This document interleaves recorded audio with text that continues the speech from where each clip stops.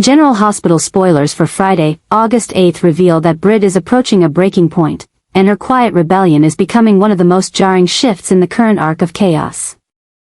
What began as reluctant compliance with Pascal's strict directives has now transformed into a slow but steady rejection of the entire structure surrounding her. The so-called adjustments meant to maintain control are now unraveling, and Pascal, once a figure of cold authority, has started to act with a desperation that borders on madness. But the real threat lies not in Pascal alone, but in the shadowy figure above him, the unnamed superior whose influence has turned every order into an act of destruction. This is no longer about order, it's about fear, control, and psychological warfare, and Brid is the only one left who seems capable of seeing the full picture. Each day, she watches Pascal spiral further into instability. His once measured tone is now replaced by paranoid commands, erratic behaviors, and cruel decisions that do little to hide the fact that he's being manipulated himself. The man behind him, operating from the shadows, is orchestrating something far more insidious, a complete collapse disguised as restructuring. What was framed as reform is in truth a methodical descent into chaos. And Brid is now fully aware that staying silent will only tether her to that downfall. The haunting part is not just the madness unfolding around her, it's the realization that it was engineered all along. The adjustments were never intended to protect anyone. They were designed to control, to isolate, and to crush anyone who dared to think for themselves. And now, Brid is beginning to think louder than ever. She's not shouting yet. But every quiet act of resistance is growing bolder. She asks more questions, delays her responses, watches more closely. She's calculating her moment, not to escape, but to confront. The haunting truth is, she no longer believes the system can be fixed. It has rotted from the top, and the decay is spreading like wildfire. The people who once supported the system are now turning on each other, consumed by mistrust and panic. The madness is infectious, and Brid is terrified of being pulled into it. But that terror is fueling her clarity. She knows now that survival doesn't come from obedience, it comes from breaking free. Pascal and his superior miscalculated. They assumed Brid's intelligence would keep her in line. But they've made her dangerous. Their madness has awakened her will. She is no longer willing to be a tool for someone else's game. Especially not one built on cruelty and paranoia. The fear they cultivated has lost its power, and what remains is Brid's resolve.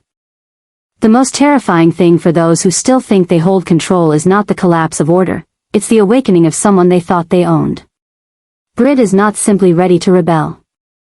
She is becoming the embodiment of everything they tried to suppress. And when she finally acts, it won't be impulsive. It will be calculated, unstoppable. And it will expose the horrifying truth they buried beneath layers of manipulation. The adjustment they never prepared for is Brid herself, aware, awake, and no longer afraid. Anna is silently pleading for Jason to act, to intervene, to rescue her from the suffocating grip of a captivity that is far more than physical. It is psychological, calculated, and rooted in a system that has turned violently unpredictable. Her abduction isn't just a crime, it's a warning. A statement that the world they once navigated with skill and instinct is now governed by obsession and betrayal. Jason, despite his detachment and reluctance to resurface in a way that would expose himself, remains her last hope. The one person she still believes possesses the resolve and ruthlessness to cut through the layers of deception and danger now surrounding her. This moment represents one of the most disturbing adjustments in their shared world, a deviation from structured control to something darker, more erratic, more personal. Anna's capture wasn't strategic, it was obsessive. It wasn't about power, it was about erasure. Someone wants her silenced, dismantled, erased from the equation not because of what she did, but because of what she knows and what she represents. She is no longer a threat to their power, she is a mirror to their madness. And that makes her dangerous. As Anna fights to stay mentally intact in her isolation, she becomes increasingly aware that her freedom will not come through negotiation or diplomacy. The usual channels are failing. The people she once trusted have gone silent. The institution she gave her life to has grown indifferent. The rules have changed, and no one told her. The only person who operates outside of those rules, who can move through shadows, bypass systems, and strike where no one else dares, is Jason. Her plea, though unspoken, is laced with desperation and clarity. She doesn't need saving because she's weak. She needs saving because she knows too much, and she's on the brink of being buried with that knowledge. Jason, meanwhile, is at a crossroads. Every part of him that has tried to detach from the chaos is now being pulled back in by the unmistakable truth that Anna's disappearance is not isolated, it is a symptom of something larger. More dangerous, and far more widespread than either of them anticipated. Her situation is a symptom of a new obsession rising within the very systems they once tried to protect, an obsession with control, erasure, and psychological dominance. Anna's capture is proof that the game has changed. The adjustments aren't reform, they're rot. The silence from those above isn't caution, it's complicity. And the only way out is through someone who still remembers how to survive in a world that has forgotten its own rules. Jason must now decide whether to watch from a distance or risk everything to answer the one call that still reaches the part of him that hasn't gone cold. Because if he doesn't, Anna won't just disappear, she'll be consumed by a machine that no longer distinguishes between enemies and allies. She will become the first proof that no one is untouchable. Not even those who built the very foundations now being shattered. Everything is changing, and this is the moment where silence becomes betrayal. Anna knows this. And Jason, whether he wants to or not, must face it too. Brennan is making a demand of Carly. And beneath his calm delivery lies a quiet threat that signals everything is shifting in a far more dangerous direction than anyone expected. This is not just a negotiation, it is a calculated test. A way to push Carly into a corner and measure how far she will go to protect what matters most. What Brennan is asking for isn't merely a favor or a concession, it's a trap laced in power dynamics. Carefully designed to exploit emotional vulnerabilities. The most disturbing part is not the demand itself, but the ripple effects it triggers. Particularly the chilling revelation that Jocelyn is no longer just an observer on the sidelines, she is now in the crosshairs of something far more sinister. The new adjustment in this storyline isn't just about shifting alliances or strategic leverage, it's about weaponizing fear. About using Carly's love for her daughter as a bargaining chip in a much larger, colder game. Brennan's message is clear without needing to be shouted: comply, or someone you love pays the price. This is where everything changes. The implied danger to Jocelyn marks a terrifying escalation. No longer protected by her youth or her distance from the darkest corners of Port Charles. She is now being deliberately placed in harm's way. The obsession that drives Brennan is beginning to reveal itself not as a simple quest for power or control, but something deeper and more pathological. His fixation is no longer limited to business or rivalry, it's become personal. Almost surgical in the way he identifies emotional weak points and begins to apply pressure. Jocelyn's safety is no longer a guarantee, and Carly knows it. The realization hits her like a tidal wave. This isn't about her anymore. It's about the people she can't afford to lose. The shift in Brennan's behavior proves that the game is evolving. The masks are falling, the rules are dissolving. And the cost of resistance is becoming far more human. Carly, who has survived countless threats and played her share of high-stakes games, is now staring at a scenario that feels more intimate and more dangerous than anything before. It's no longer about protecting her territory, it's about saving her daughter from an enemy who doesn't need guns or violence to destroy lives. He only needs access, patience, and leverage. Carly is watching that leverage be built around Jocelyn, and the sense of helplessness tightening in her chest is unlike anything she's ever felt. This isn't a warning. It's a promise. And the obsession behind it is growing darker by the day. The tension between Lulu and Dante is no longer simmering beneath the surface, it is erupting, raw and unresolved. As they find themselves locked in a relentless power struggle over the future of their son, Rocco. What once seemed like a temporary disagreement has now hardened into a deep emotional divide. One that neither of them fully understands but both feel in every word, every decision, and every painful silence. The adjustments they're attempting to make as co-parents are no longer working. Instead, they are revealing the fractures in their shared history, the echoes of past wounds, and the unsettling truth that they no longer see the world, or their son, in the same way. At the center of this growing storm is Rocco himself, a child once full of light and energy, who now seems to carry a weight that no child should bear. His behavior has changed, subtly at first. Then unmistakably. He is withdrawn, unusually quiet, watching the adults around him with eyes that seem to absorb everything.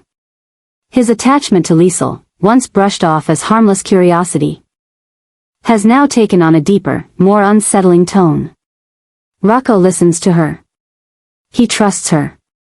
And he is beginning to echo her words in ways that Lulu finds chilling.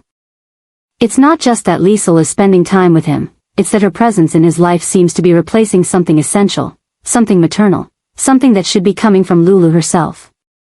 Lulu feels this shift like a blade. Her instincts as a mother are screaming that something is wrong, but every time she tries to raise the alarm, she's met with resistance, not just from Liesel, but from Dante himself. He continues to insist that Liesel is providing structure, that she's helping Rocco process the chaos of their fractured home life. But Lulu knows better. She sees the way Liesel watches Rocco, not with maternal warmth, but with something colder, more calculated. She sees how Rocco's once vibrant spirit is now shadowed by hesitation, by uncertainty, by a strange sense of divided loyalty. And it terrifies her. Dante, for his part, is struggling too. He doesn't want to admit it, but he's exhausted. Co-parenting with Lulu has become a constant battle, and every conversation about Rocco turns into an argument about control, about the past, about whose choices led them here. He wants to believe that he's doing the right thing by defending Liesel's involvement, that he's offering Rocco another adult who can provide support. But deep down, he knows there's something off.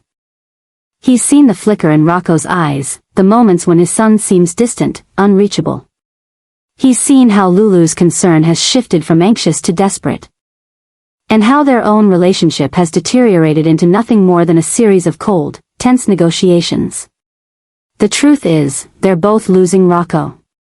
Not because he's slipping away intentionally, but because the emotional war between his parents is leaving him without a safe place to land. And in that void, Liesel has found opportunity. Whether she realizes it or not. She has become an obsession, both for Rocco, who sees in her something new and different, and for Lulu, who sees in her a threat that is growing more dangerous by the day. Liesel's involvement was once just a concern. Now it's a trigger. Now it's a source of constant dread, a daily reminder that control over Rocco's future is slipping further from Lulu's grasp. What makes it worse is that Liesel's actions, though seemingly benign on the surface, are precise and well-timed. Her presence during vulnerable moments, her whispered reassurances to Rocco, her quiet critiques of Lulu's emotional responses, they are all subtle, but together they form a pattern. Lulu senses it clearly, this isn't about helping. This is about influence. This is about replacing.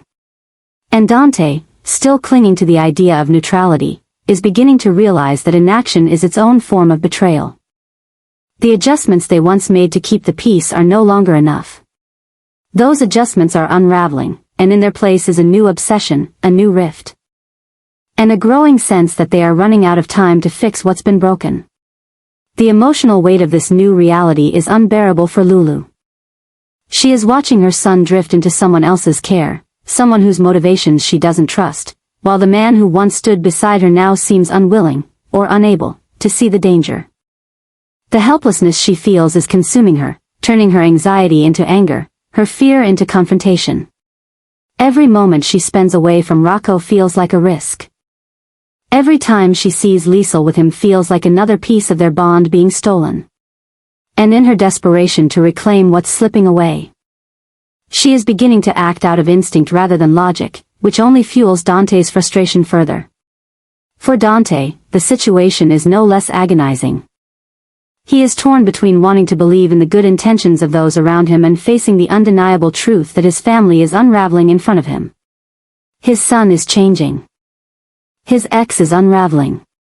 And the world around them is becoming more chaotic with each passing day. The adjustments that once held their fragile balance together are now the very things pushing them apart. He knows that something needs to change, but he doesn't know how to stop it. The fear of losing Rocco is beginning to haunt him too, and the realization that Liesl may be at the center of it is slowly creeping into his conscience. In the end, the story unfolding is not just about parenting differences or personal conflict, it is about the psychological unraveling of a family caught in the grip of a new, dangerous obsession. Rocco is the battleground, and Liesl, whether knowingly or not, has become the catalyst. The adjustments are failing. The facade is crumbling. And the obsession with control, protection, and emotional possession is now threatening to destroy the very child they are all trying to save. As Lulu and Dante continue to clash, the consequences grow heavier. And if they do not find a way to confront the truth, together, Rocco may become the most tragic casualty of all. Drew is spiraling. And his search for Liz is no longer about finding answers, it's about regaining a grip on a reality that is slipping through his fingers. Every step he takes, every question he asks, every door he knocks on is charged with something darker, something more aggressive, something obsessive. When he finally learns the truth, that Liz has taken Willow in and given her shelter, his reaction is not relief, nor concern for Willow's well-being. It is fury, masked by self-righteous indignation. To Drew, Liz's decision is a betrayal that cuts deeper than any physical wound. In his mind, it confirms everything he feared, that the people around him are making choices without him. That he is no longer the one in control of the narrative, and that Willow, the person he once thought he understood, has slipped out of his reach in a way he may never recover from. Liz didn't hide Willow to provoke Drew. She did it because she saw the truth he refuses to confront, that Willow is terrified of him. Not because he's violent, but because there is something unraveling in him, something consuming. Drew's obsession with knowing where Willow is, what she's thinking, who she's speaking to, has become more than a need to reconnect, it has become a compulsion, a desperate attempt to dominate the emotional space she occupies. And now, with Liz providing a quiet place for Willow to breathe, Drew sees her not as a protector, but as an obstacle. A threat. A problem that needs to be handled. As Drew stands in the doorway of Liz's home, his eyes scanning every detail, his voice calm but laced with menace, Liz feels something she never expected to feel from him, fear. Not because he's threatening her physically, but because the man before her is no longer the one she knew. This Drew is colder, more calculating, with a gaze that lingers too long and a tone that implies consequences without ever speaking them aloud. He's not yelling. He's not breaking things. But the tension is suffocating. He demands to see Willow. He insists he has the right. He talks about fixing things, about restoring order, about how this can't go on. And Liz realizes that Drew no longer sees Willow as a person. He sees her as a possession that's been taken from him. A chapter that must be rewritten. A narrative that must be corrected. Willow. Hidden upstairs, hears the rising tension in Drew's voice. She doesn't need to see his face to know he's close. She can feel it, the pull of his obsession. The way his presence infects a space even when he's speaking in measured tones. She remembers the way he used to look at her, with a mixture of guilt and desperation. And how that slowly transformed into something far more unsettling, entitlement. Drew believes he has the right to her story, her healing, her future. And now that she's chosen silence, chosen to disappear, chosen to trust someone else, he can't tolerate it. What Drew fails to see is that his actions are not bringing him closer to Willow, they're pushing her further away. He's creating the very fear he claims to want to erase. And now Liz, by standing between them, has become a target of that same fear. She is the last barrier, the last safe place. And Drew is determined to tear it down, not with violence, but with control. His words become more pointed. He begins to question Liz's judgment. He talks about her children, about responsibility. About what kind of example she's setting. He frames his concern as moral, even paternal. But Liz knows better. She sees the obsession for what it is, a slow, tightening noose. Liz tries to remain calm, to de-escalate, but inside she's panicking. Not because she's intimidated, but because she finally understands how far Drew has gone. This isn't a man looking for closure. This is a man trying to rewrite the ending to a story he can't accept. He is obsessed not with Willow herself, but with what she represents, the part of himself he can't redeem. And in his mind, the only way to fix it is to control it. Liz stands her ground, tells him Willow isn't ready to talk, that she needs time, space, autonomy. But Drew doesn't hear her. He hears defiance. And that's when the shift happens, from passive aggression to subtle intimidation. He doesn't shout. He doesn't slam the door. He simply says, "I'll be back." In a tone so cold it chills Liz to the bone. It's a promise, not a warning. And as he leaves, Liz locks the door behind him. Not because she fears what he'll do now, but because she fears what he'll do next. This isn't over. Drew's obsession has only deepened, and now it's wrapped around both Liz and Willow. What started as concern has become control. What started as redemption has become a crusade. And the darkness growing inside him is no longer something he's fighting, it's something he's feeding. Liz and Willow are no longer just witnesses. They are in his path. And if no one stops him soon, that path could lead to consequences no one can undo.